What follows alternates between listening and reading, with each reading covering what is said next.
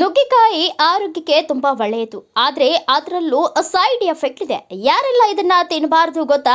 ನುಗ್ಗೆಕಾಯಿ ಹೆಚ್ಚು ಉಷ್ಣತೆ ಹೊಂದಿರುವುದರಿಂದ ಗರ್ಭಿಣಿಯರು ಅತಿಯಾಗಿ ನುಗ್ಗೆಕಾಯಿ ತಿಂದರೆ ಆರೋಗ್ಯ ಹದಗೆಡುವ ಸಾಧ್ಯತೆ ಇದೆ. ನುಗ್ಗೆಕಾಯಿ ಸೇವನೆ ದೇಹದಲ್ಲಿ ಪಿತ್ತ ದೋಷ ಹೆಚ್ಚಾಗಿಸುತ್ತದೆ. ಆದ್ದರಿಂದ ಪೀರಿಯಡ್ಸ್ ಸಮಯದಲ್ಲಿ ಹೆಚ್ಚು ಬ್ಲೀಡಿಂಗ್ ಆಗುವ ಮಹಿಳೆಯರು ಕೂಡ ನುಗ್ಗೆಕಾಯಿಯನ್ನ ಕಡಿಮೆ ಸೇವನೆ ಮಾಡುವಂತೆ ತಜ್ಞರು ಸಲಹೆ ನೀಡುತ್ತಾರೆ. ಅತಿ ಬೇಗ ಬಿಪಿಯನ್ನ ಕಡಿಮೆ ಮಾಡುವ ಕಾರಣ ಲೋ ಬಿಪಿ ಸಮಸ್ಯೆಯಿಂದ ಬಳಲುವ ಜನರು ಕೂಡ ನುಗ್ಗೆಕಾಯಿಯನ್ನ ಕಡಿಮೆ ಪ್ರಮಾಣದಲ್ಲಿ ಸೇವಿಸಬೇಕು. ಅತಿಯಾಗಿ ನುಗ್ಗೆಕಾಯಿ ತಿನ್ನೋದ್ರಿಂದ ಗ್ಯಾಸ್ಟ್ರಿಕ್ ಹೆಚ್ಚಾಗುತ್ತದೆ. ಯಾರಿಗೆ ಗ್ಯಾಸ್ಟ್ರಿಕ್ ಅಲ್ಸರ್ ಸಮಸ್ಯೆ ಇದೆಯೋ ಅವರು ನುಗ್ಗೆಕಾಯಿ ಸೊಪ್ಪು ಸೇರಿದಂತೆ ಅದಕ್ಕೆ ಸಂಬಂಧಿಸಿದ ಆಹಾರದಿಂದ ದೂರ ಇರುವುದು ಒಳ್ಳೆಯದು.